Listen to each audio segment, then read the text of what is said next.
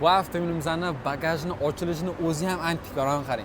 Men slagachini bunda bossam ochilyapti. Buni bagajini qarang, kengligini, hattoki davotchiklargacha bor. Ko'rib turgan modelingiz Mercedes-Benz Glade 450 Coupe bo'ladi. Buni qarang, chiroyliligini. O'zi kupemiz shahar ichida yurishga juda ham udobniy va kompaktniy hisoblanadi.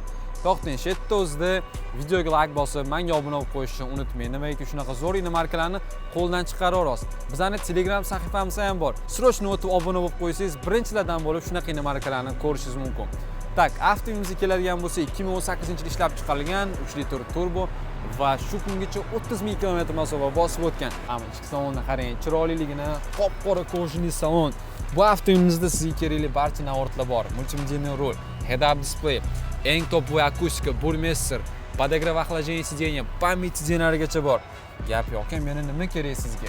Katta panoramik крыша, несколько режимов езды va беспроводная зарядка. Orqa qatorlarni ham ko'rsatib o'tamiz.